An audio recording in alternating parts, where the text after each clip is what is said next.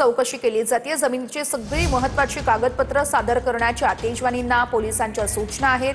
व्यवहार झाला नसल्याचं शीतल तेजवानी यांची पोलिसांना माहिती आहे। पॉवर ऑफ अटॉर्नी वेळेस कुठल्या कागदपत्रांची देवाणघेवाण झाली याबद्दल सुद्धा तेजवानी यांच्याकडून आता चौकशी केली जाते। बातमी रायगडमधून आहे। ताम्हिणी घाटामध्ये थार गाडी ही दरीत कोसळली आहे। 4 जणांचा मृत्यू झाल्याची माहिती मिळते। 2 जण बेपत्ता आहेत। थार गाडी ही सुमारे 500 ते 600 फूट खोल दरीत कोसळल्याचं सांगितलं जात आहे। सध्या या ठिकाणी शोध मोहीम राबवली जाते। इतर 2 जण जे बेपत्ता आहेत त्यांचा शोध घेतला जातोय।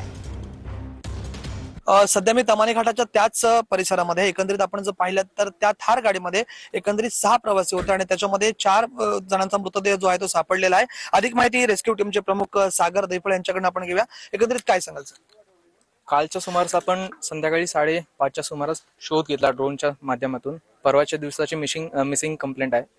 त्या अनुषंगाने आपण ज्या एरियामध्ये गाडीचा लास्ट लोकेशन आलता, त्यांच्या मोबाईलचा लास्ट लोकेशन आलता, त्या एरियापासून आपण सर्च सुरू केलं आणि सायंकाळी 5:30च्या सुमारास गाडीचा रूफ म्हणजे थार गाडीचा जो वरचा पार्ट असतो तो आपल्याला घाटाच्या तीव्र वळणाच्या भागामध्ये आपल्याला आढळून आला। अंधार झाल्यामुळे शोधकार्य थांबवण्यात आलं। आज सकाळी 7च्या सुमारास शोधकार्य पुन्हा सुरुवात केली। साधारण अर्ध्या तासामध्ये बॉडी आपल्याला दिसून आल्या। अशा 4 एकूण मृतदेह आपल्याला आढळून आलेले आहेत। एकंदरीत आपण जर पाहिलं तर 600 ते 500 फूट खोल दरीमध्ये ही जी गाडी आहे ती गेली होती आणि त्यामुळे बचाव कार्यामध्ये अडथळे येत होते आणि आतापर्यंत 4 जणांचे मृतदेह जे आहे ते सापडलेले आहेत आणि 2 जणांचा अद्यापही शोध लागलेला नाहीये। राज वैश्यपांडे, टीव्ही मराठी, मानगाव, रायगड। पुण्यामध्ये येरवड्यातून मकोकातील आरोपी पळून जाण्याच्या तयारीत होता। पुणे पोलिसांनी 25 किलोमीटर पाठलाग करून त्या आरोपीला ताब्यात घेतलेला आहे। ट्रॅव्हल्समध्ये आरोपी सीट खाली लपला होता आणि त्यानंतर पोलिसांनी शोध घेऊन त्याचा पाठलाग केला। अजय कसबे असं या आरोपीचं नाव आहे।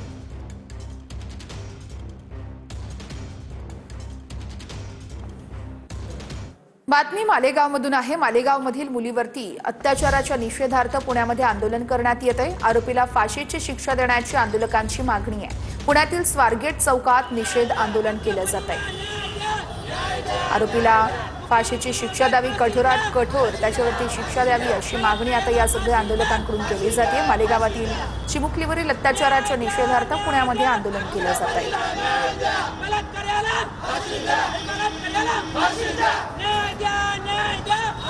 बातमी आता बीडच्या राजकारणातून आहे। बीडच्या गेवराईमधील नगराध्यक्षपदाच्या भाजपच्या उमेदवाराकडून मतदारांना दम देण्यात आल्याचं सांगितलं जात आहे। नगराध्यक्षपदाच्या उमेदवार गीता भाभी पवार यांच्याकडून दमदाटी केल्याचं कळतंय। दमदाटीचा व्हिडिओ आता सोशल मीडियावरती मोठ्या प्रमाणात व्हायरल झालाय।